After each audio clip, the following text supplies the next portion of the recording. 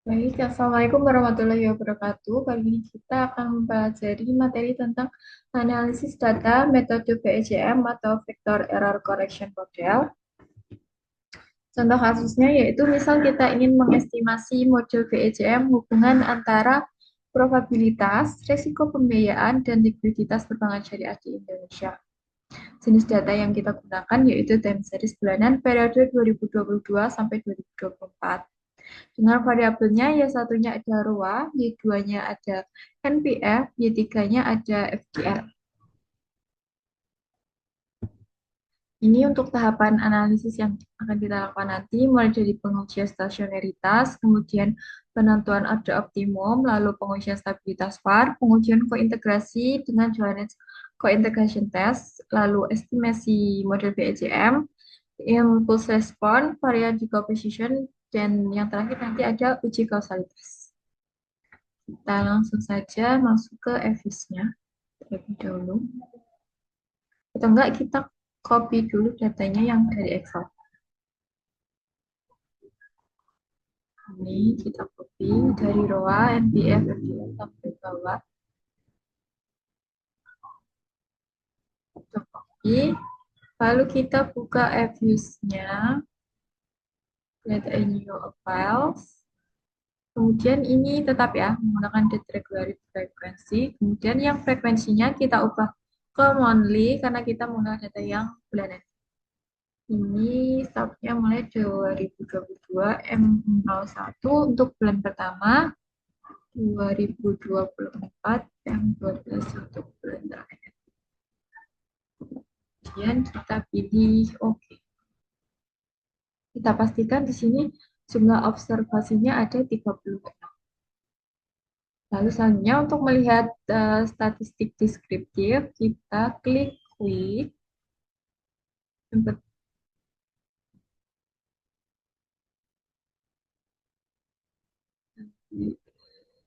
Sebelum melihatnya kita ke list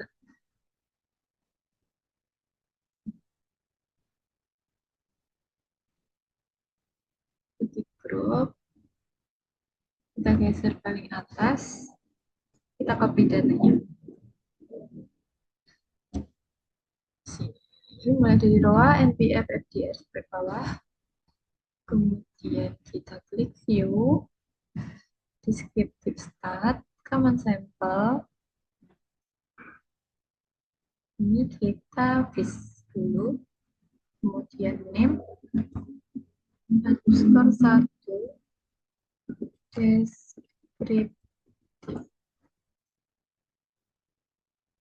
Kemudian klik OK. Kita tutup. Ini kita juga tutup dulu. Yes.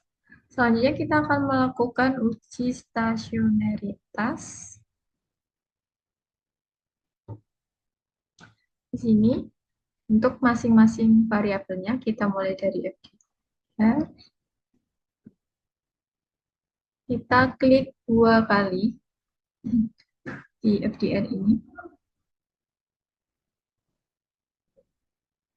Kemudian view, unit root test, standar unit root test. Ini kita di level terlebih dahulu, kemudian ini kita ganti ke trend and intercept. Lalu klik OK. Di sini nilai probabilitasnya yaitu 0,450 lebih dari 0,65, maka bisa disimpulkan ini gagal tolak Hanol dan FDR tidak stasioner pada tingkat level dan dilanjutkan uji stasionaritas pada tingkat first difference. Kita klik view, unit root test, standar unit root test. Kita ke first difference. First difference. Kita dulu ini. Kita freeze terlebih dahulu yang level tadi.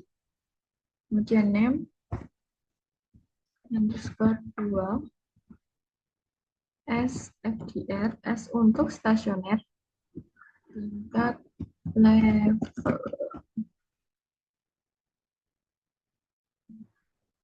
Nah, ini kita tutup. Lanjut untuk yang first tadi. Unit root test, standar unit root test. Ini kita pilih first. Ini masih sama trend. Lalu kita klik OK. Kita terus kemudian underscore 2 SFDR first. Lalu kita klik OK. Ini kita tutup. Jadi nilai probabilitasnya yaitu 0,001. Jadi di FDR memiliki nilai probabilitas sebesar 0,00, maka kurang dari 0,05, maka tolak 0 dan disimpulkan FDR stasioner pada tingkat first difference dan uji stasioneritas untuk FDR selesai. Kita lanjut untuk NPF.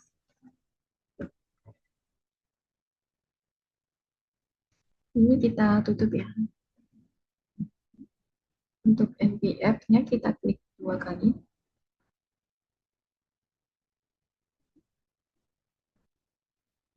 Kemudian kita klik view. Unit root test, standar unit root test. Ini pilih yang level. Ini tetap trend. Kemudian OK.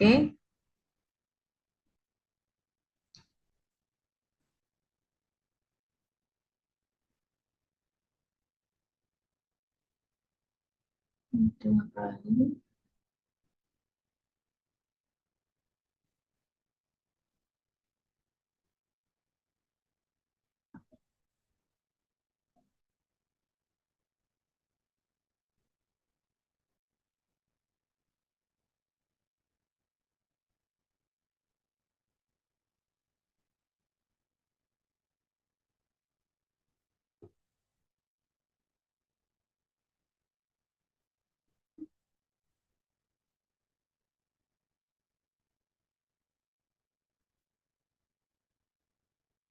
Ini untuk NPF tadi.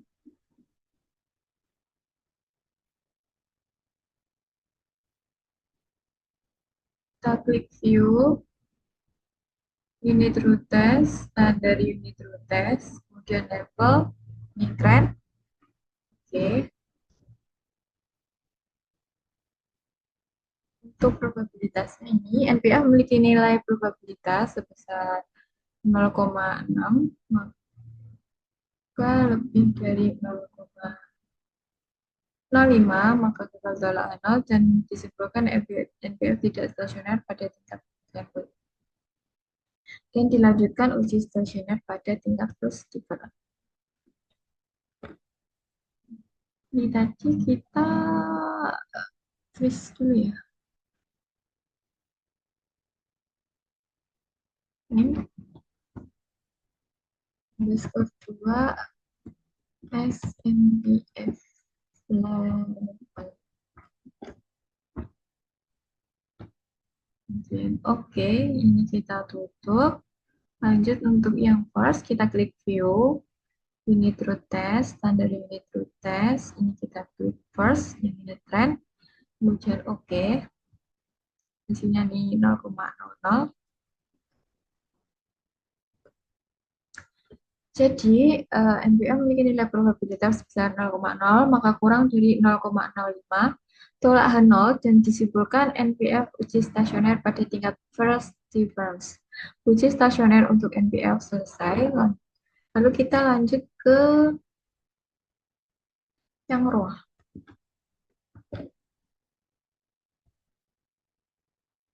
Ini kita freeze terlebih dahulu, kemudian name underscore 2 SNPF underscore first. Ini kita tutup, ini kita tutup, kemudian klik 2 kali di row, kita klik view, unit root test, standar unit root test.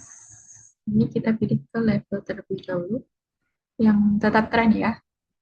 Kemudian oke. Ini hasilnya. Jadi, ROA-nya memiliki nilai probabilitas sebesar 0,133, maka lebih dari 0,05. Gagal tolak nol dan disimpulkan ROA tidak stasioner pada tingkat. ROA stasioner pada tingkat terus. Maaf ya, typo teman-teman. Tidak stasioner pada tingkat level dan stasioner pada tingkat terus di badan. Maka dilanjutkan uji stasioner pada tingkat terus difference. Ya, benar. Ya, benar ini. ROA tidak stasioner pada tingkat first difference. Kemudian kita lanjut untuk pengujian first difference-nya. Ini kita pengujian name underscore 2 S ROA lab underscore lab. Oke. Ini kita tutup. Kita klik view lagi, unit root test, standar unit root test.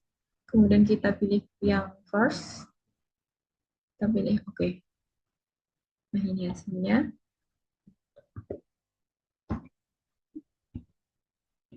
Maka, ROA ini memiliki nilai probabilitas sebesar 0,00 kurang dari 0,05, maka tolak nol dan disimpulkan ROA stasioner pada tingkat first difference. Uji stasioneritas untuk ROA ini selesai. Ini ya, untuk tabelnya kita bisa lihat di sini. Semuanya stasioner pada di first. Dengan probabilitasnya. Oke, kita lanjut untuk penentuan order leg optimum. Kita kembali ke nya dulu, kita freeze, kemudian name, S2, S-ROA, S-ROA, underscore, underscore 2, underscore S-ROA, underscore terus. Tapi oke. Ini kita tutup terlebih dahulu. Ini kita coba tutup.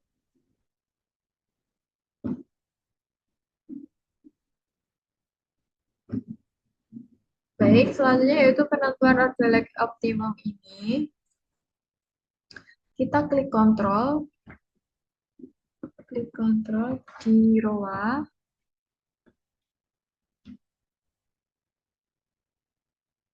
Klik kontrol di ROA. Nah, ROA.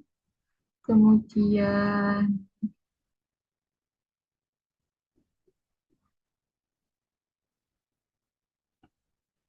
GNPF. Kemudian FDF. Lalu kita klik kanan. Sorry, kita ulang. ROA. FDF. FDF. Kita klik kanan. Kemudian open as part. Lalu kita pilih oke.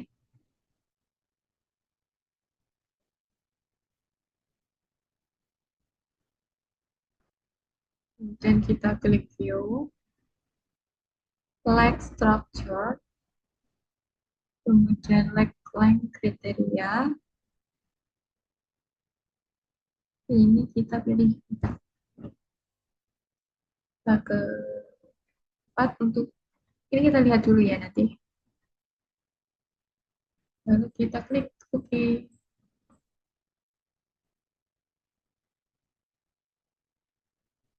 Ini kita freeze dan name underscore 3 underscore like optimum.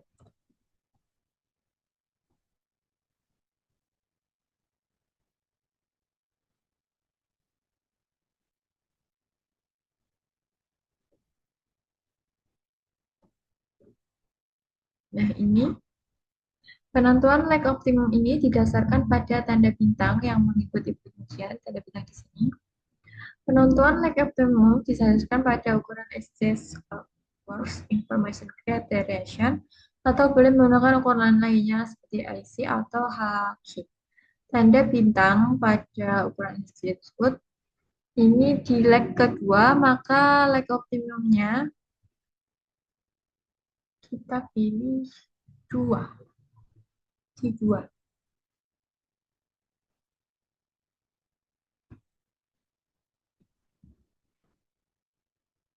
Kita kembali ke reviews.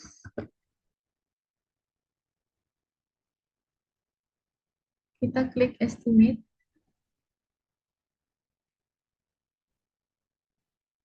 Kemudian leg intervalnya ini. Benar ya, 4. Kita ganti ke 1, 2. Karena duanya ini kita pilih yang tadi, 2 tadi. Lalu kemudian kita oke.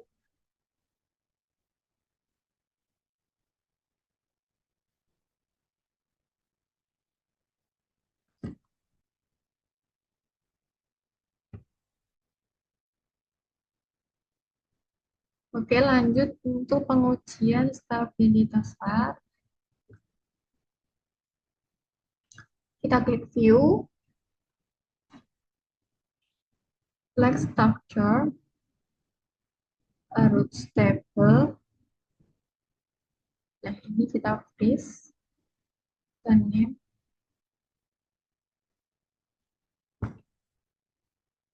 Booster 4,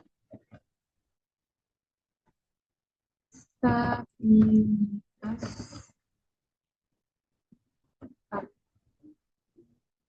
Kita klik OK.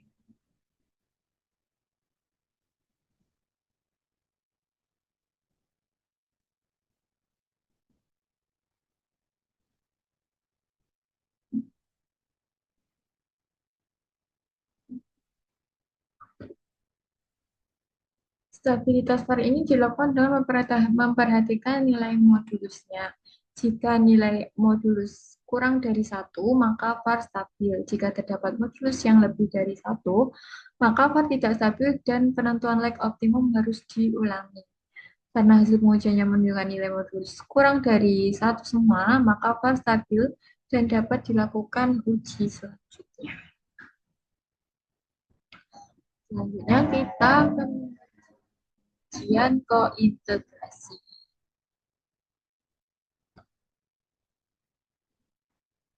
Kita klik view, co-integration test. Lalu kita menggunakan yang determinan trend assumption of test. Kita pilih yang 3 ini. Intercept, no trend in C and test VAR. Leg intervalnya kita 1, 2, benar. Kemudian kita klik OK. Nah, di sini kita freeze. Name. Underscore 5. Kointegrasi. Oke, kita tutup. Jadi hipotesis satunya yaitu H0 tidak terdapat kointegrasi pada model, H1 terdapat kointegrasi pada model. Karena nilai probabilitasnya ini sebesar 0,028 kurang dari 0,05 ini, maka tolak H0 dan disimpulkan terdapat kointegrasi pada model. Hipotesis keduanya yaitu H0 terdapat satu kointegrasi pada model, H1 terdapat lebih dari satu kointegrasi pada model. Karena nilai probabilitasnya sebesar 0,058, maka gagal tolak H0 dan disimpulkan terdapat satu kointegrasi pada model. Berdasarkan hipotesis 1 dan hipotesis 2 ini disimpulkan terdapat ke satu kointegrasi pada model dan hipotesis 3 tidak perlu dilakukan.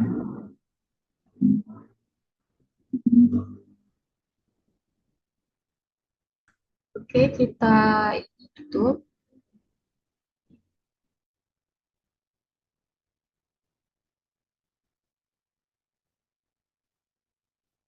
Kita bisa ke estimate ya.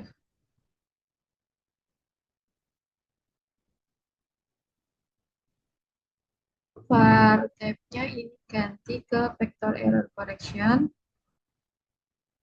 kemudian ke integrasi. Ini kita tiga,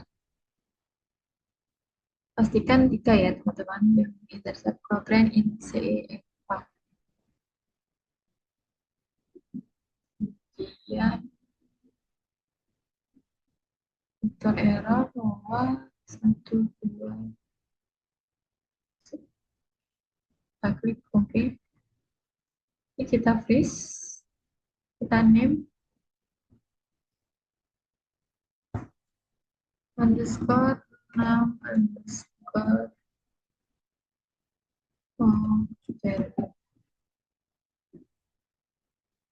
dari PEC.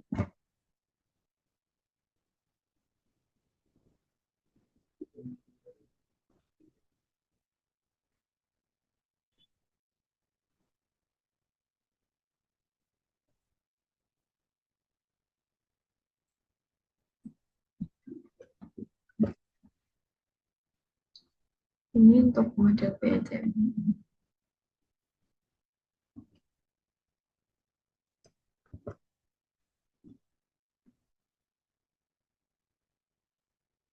Kita ke view, lanjut ke view, kemudian ke representation untuk melihat modelnya secara otomatis. Jadi di representation. Kemudian kita freeze, name underscore 7 representasi underscore model. Kita klik OK. Selanjutnya yaitu kita akan melakukan uji T.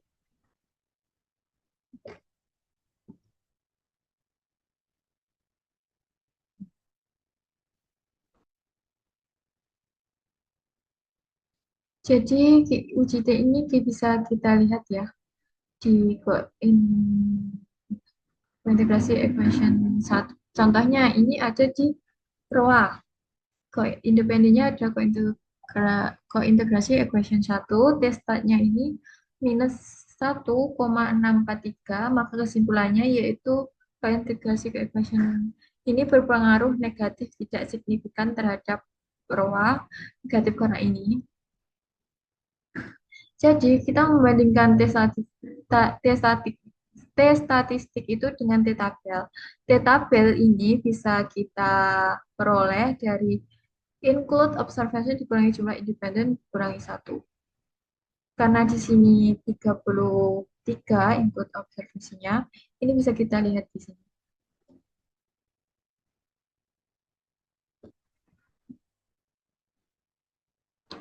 Di representasi.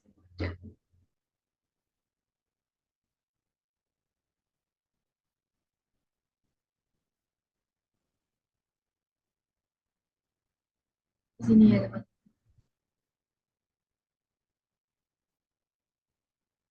Kita lihat di sini kointegrasi. Minus 1. Ini yang ROA, jadi memperhatikannya di sini. Ini di sini nilainya yang 1. Contohnya ini juga ROA, ini 0,35. Kita lihat, ini berpengaruh positif tidak signifikan.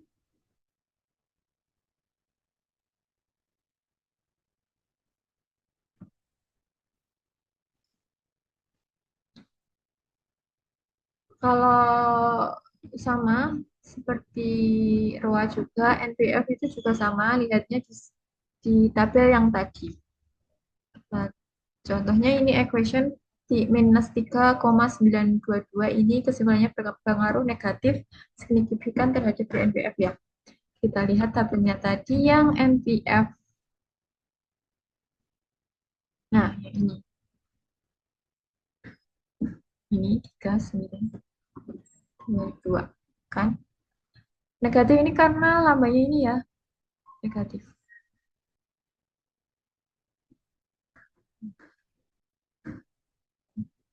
Kalau untuk mencari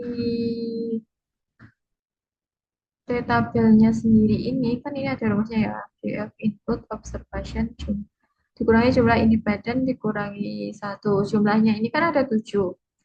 Kalau untuk input observation-nya ini kan 33, itu bisa kita lihat dari,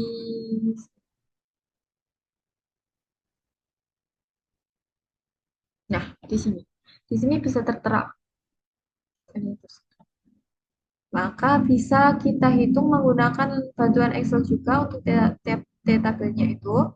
Maka coba kita lihat di Excel ya, teman. Kita buka Excel terlebih dahulu. Untuk menghitungnya, bantuannya, ini kita bisa ketik sama dengan kemudian T titik INF titik 2T buka kurung 0,05 untuk probability-nya. Nah, ini mengikuti ini. Jika perintahnya yang di sini menggunakan titik koma, maka menggunakan titik koma. Kalau di teman-teman menggunakan koma atau yang lain, itu bisa diikuti saja. Kalau kita titik koma 25,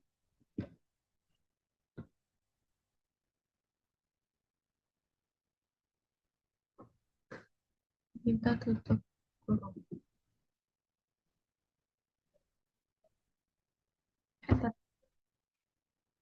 Oh, salah. Ini kita gunakan titik ya. Oh ya, ini gunakan titik.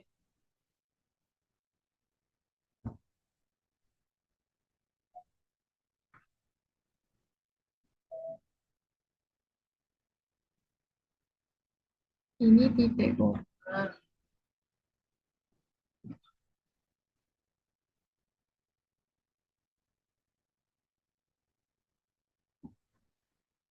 Kita coba lihat. Sama dengan T titik 2 titik INF titik 2T buka kurung 0,05 titik koma 25 tutup kurung. Nah, itu.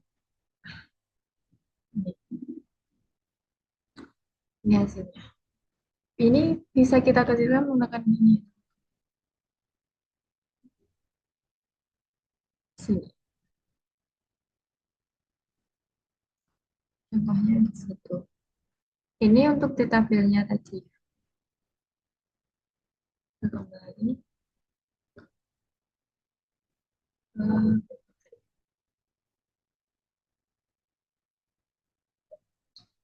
25-nya tadi seperti ruas ya, 337. 33 dikurangi 7 dikurangi 1 sama dengan 25. Kita bisa menghitung tabel ini melalui bantuan Excel yang tidak. Sama ya teman-teman, untuk tabelnya di UJT itu kita melihatnya juga dari modul PJM tadi, kita harus memperhatikan semuanya dengan teliti. Ini kesimpulannya juga kita perhatikan. Selanjutnya kita akan masuk ke IRF, Impulse Response Function. Kita kembali ke Abuse. Ini kita klik view, dia impulse respon. Lengthnya kita 10 ya, teman-teman. Oke, ini itu contohnya. Ini bisa kita lihat satu-satu untuk tabelnya. Ini kita fish name underscore 8 underscore IRF underscore del.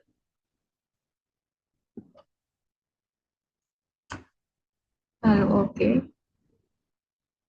Lanjut di multigraph sama kita list, kita name underscore 8 IRF M underscore M. Oke, kita tutup. Lanjut di combinate graph, kita fish, kita name underscore 8 IRF C underscore CG. Oke,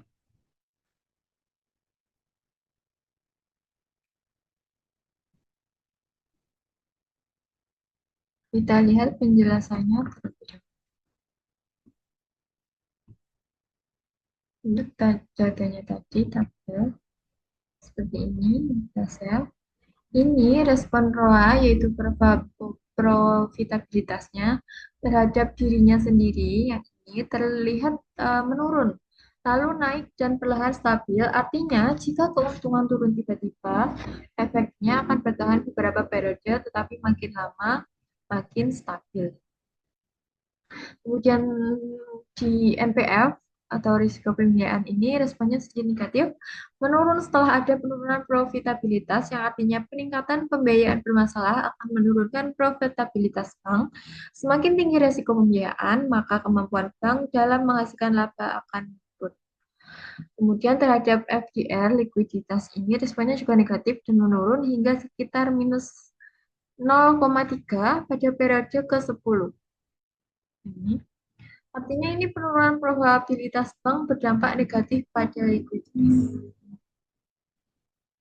Respon NPL, resiko pembiayaan ini terhadap ROA, responnya positif, namun sempat turun lalu naik dengan stabil, yang artinya peningkatan probabilitas mendorong ekspansi pembiayaan yang berpotensi meningkatkan resiko pembiayaan.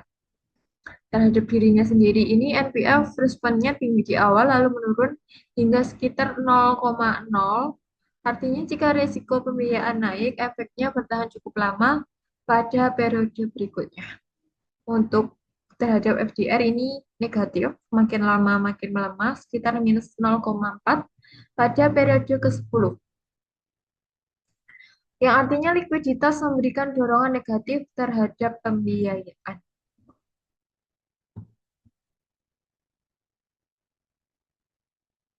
Selanjutnya ini respon FDR atau likuiditas ini terhadap ROA. Responnya negatif namun sempat naik lalu turun, sempat naik ya. Sempat naik lalu turun dan stabil, yang artinya likuiditas ini mendorong kestabilan profitabilitas. Kemudian terhadap NPF, respon tingginya di awal, lalu menurun sekitar 0,0, artinya jika likuiditas naik, efeknya bertahan cukup lama pada periode berikutnya. Terhadap dirinya sendiri, ini FDR negatif, efek negatif dan menurun, yang artinya ini likuiditas yang melemah di periode sebelumnya cenderung berlanjut ke periode berikutnya.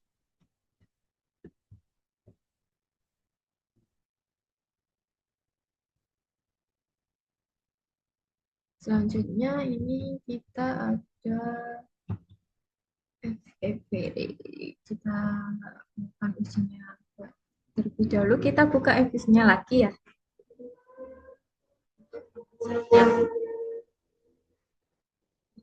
varian decomposition. Kita klik view, varian decomposition, kita klik OK. Nah, ini kita list di bagian tabel ini. Underscore 9 underscore VG tabel.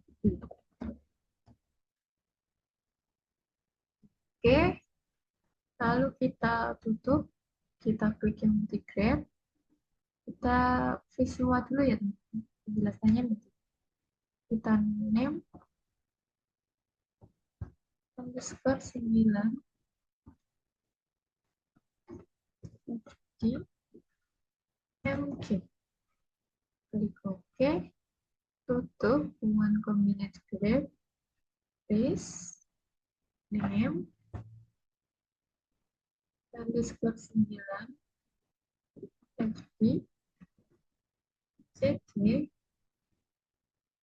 klik OK.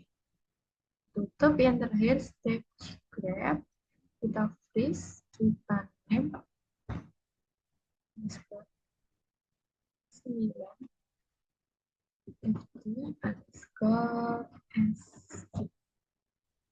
Klik OK.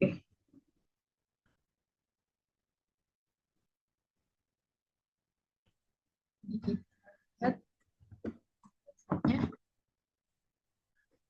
tabelnya tadi. Penjelasannya ini varian decomposition di ROA atau probabilitas ini pada awalnya pada periode 1 perubahan profitabilitas sepenuhnya dijelaskan oleh dirinya sendiri. Ini 100%. Mulai periode kedua, pengaruh profitabilitas ROA mengalami penurunan hingga sekitar 66,48% pada periode ke-10. Peran FDR juga naik dari 0% menjadi sekitar 23,60% di periode ke-10. Menunjukkan bahwa pertumbuhan likuiditas ini ikut menjelaskan variasi profitabilitas dalam jangka panjang. Kemudian di sisi lain, kontribusi NPL juga meningkat meskipun tidak sebesar FDR, yaitu mencapai sekitar 9,91% pada periode ke-10. Hal ini menunjukkan bahwa risiko pembiayaan turut mempengaruhi profitabilitas, namun pengaruhnya relatif lebih kecil dibandingkan likuiditas. Kesimpulannya, dalam jangka pendek, profitabilitas atau ROA ini lebih banyak dipengaruhi oleh faktor internalnya sendiri. Namun, dalam jangka panjang, peran variabel eksternal seperti FDR atau likuiditas dan risiko pembiayaan atau NPL ini semakin meningkat dalam menjelaskan variasi profitabilitas bank syariah. Selanjutnya, varian decomposition of NBF atau risiko pembiayaan. Di awal periode 1, NPL sebagian besar dijelaskan oleh dirinya sendiri, yaitu 98,33%. Ini menunjukkan bahwa pada jangka pendek, perubahan pembiayaan bermasalah lebih banyak dipengaruhi oleh kondisi internal NPF itu sendiri. Seiring waktu, pengaruh NPF terhadap dirinya sendiri ini menurun hingga sekitar 25,61% pada periode ke-10. Hal ini menunjukkan bahwa dalam jangka panjang, variasi NPF semakin banyak dijelaskan oleh variabel lain dalam model. FDR juga semakin berperan dan kontribusinya meningkat hingga sekitar 71,32% pada periode ke-10. Artinya, kondisi likuiditas bank memiliki pengaruh yang semakin besar terhadap perubahan tingkat pembiayaan bermasalah dalam jangka panjang. Sementara itu, ROA turut memberikan kontribusi terhadap variasi NPL meskipun relatif kecil, sekitar 3,08% pada periode ke-10. Hal ini menunjukkan bahwa profitabilitasnya juga memiliki pengaruh terhadap NPF, namun tidak sebesar pengaruh FDR tadi. Kesimpulannya, dalam jangka pendek, NPF ditentukan oleh kondisinya sendiri. Tetapi dalam jangka panjang semakin dipengaruhi oleh likuiditas atau FDR dan profitabilitas atau ROA ini, di antara kedua variabel tersebut, FDR menjadi faktor yang paling dominan dalam menjelaskan perubahan FDR. Kemudian,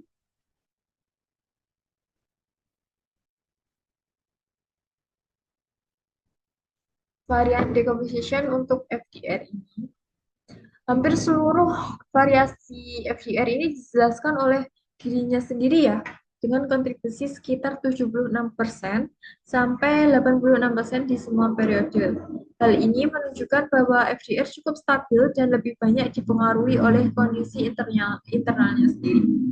ROA ini memberikan kontribusi yang semakin meningkat dari sekitar 1,8% pada periode ke-1 menjadi sekitar 12,56% pada periode ke-10. Hal ini menunjukkan bahwa profitabilitas memiliki pengaruh yang semakin besar terhadap perubahan FDR dalam jangka panjang. Sementara itu, NPL memberikan kontribusi yang relatif kecil, yaitu sekitar 9,57% sampai 15,85% selama periode pengamatan. Meskipun berpengaruh terhadap FDR, kontribusinya cenderung lebih rendah dibandingkan pengaruh FDR itu sendiri. Kesimpulannya yaitu FDR dalam model ini lebih dipengaruhi oleh faktor internalnya sendiri dibandingkan profitabilitas atau ROA maupun PYN bermasalah atau FDR. Namun dalam jangka panjang, ROA semakin berperan dalam menjelaskan perubahan FDR, sedangkan NPL memberikan pengaruh yang relatif lebih kecil terhadap pergerakan FDR. Jadi itu ya teman-teman, penjelasannya dari variable decomposition. Kemudian kita lanjut ke uji kausalitas atau uji Granger causality. Ini digunakan untuk melihat apakah suatu variabel dapat menjelaskan atau menyebabkan secara statistik perubahan variabel lain di masa depan. Ini ada H0-nya variabel X tidak menyebabkan variabel Y atau tidak ada kausalitas Granger. Dan satunya variabel X menyebabkan variabel Y ada kausalitas Granger. Jika probabilitasnya itu 0, kurang dari 0,05, maka tolak 0, artinya ada hubungan kausalitas Granger. Jika probabilitasnya lebih dari 0,05, maka tidak ada hubungan kausalitas atau tidak signifikan. Kita melakukan terlebih dahulu ya. Kita buka efisiennya lagi. Ini kita tutup ya tadi, udah di save 9 level, kita tutup. Kemudian kita klik kontrol, ROA, NPF, FDF. Kemudian kita klik kanan, kita open as group, klik open as group. Nah, ini. Kita klik view, kemudian Granger causality yang paling bawah. Lex-nya kita pilih 2, klik OK.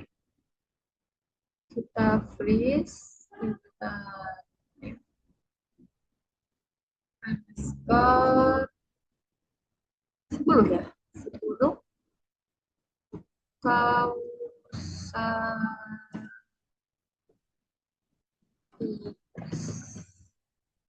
Kita klik OK.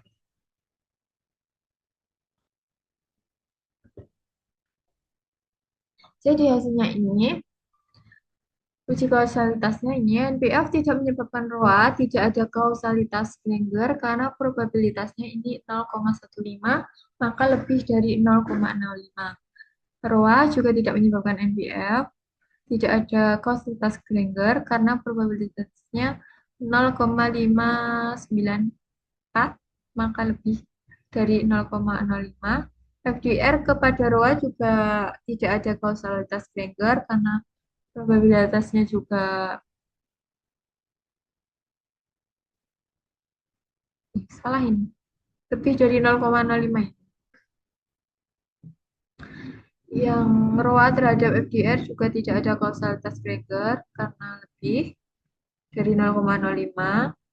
FDR juga tidak menyebabkan NPF, tidak ada kasus finger karena probabilitasnya lebih dari 0, NPF juga sama, tidak ada kausalitas finger. Baik, untuk penjelasannya seperti itu, kita save terlebih dahulu ya tadi. Kita tutup aja, sudah. Kita save,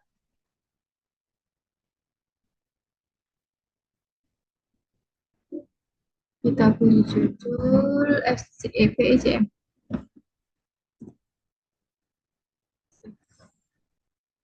Single.